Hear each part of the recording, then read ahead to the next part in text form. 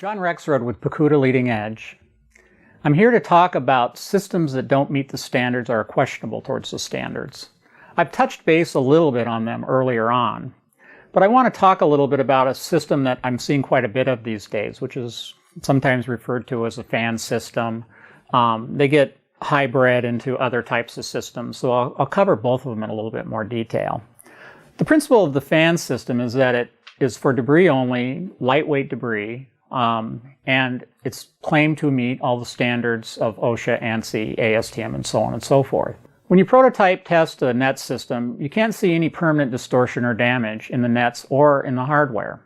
And there's good reason for that.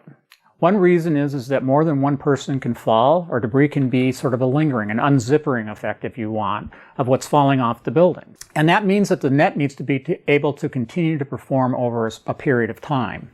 When you're designing a system, that becomes an important factor.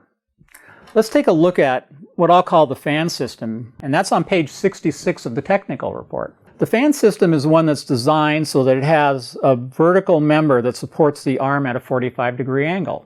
And it has an opposing one, and each one of those is a separate frame, and they do it. The first thing that it requires is that these nets need to overlap. Well, when you're overlapping a net, it's important to understand that that is an unsupported edge of the net. And nets always want to sort of run like water, and they want to go to the lowest place.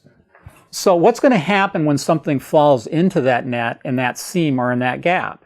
Is it going to allow that gap to open up, and what's preventing it from doing that?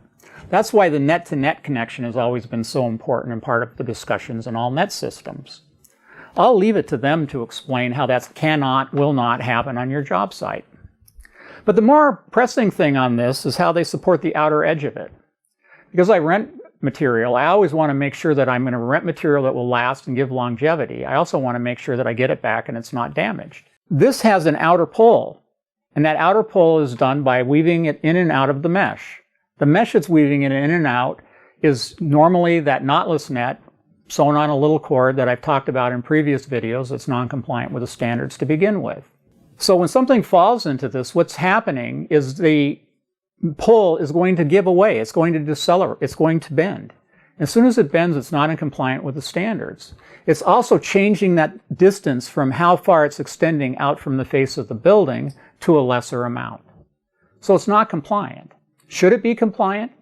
Well, what we always need to do is look at innovation for safety and ask those questions. When I build a net, I build the same nets for manufacture and sale as I do for rental, for my own fleet. I want to make sure they meet the standards and continue to meet the standards. And for that reason, we do rigorous testing and evaluation every time a net's returned.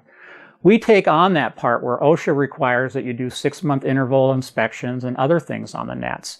Every time you get a net and a system out, you know that it's configured properly for your building, it's sized appropriately, and it's recertified.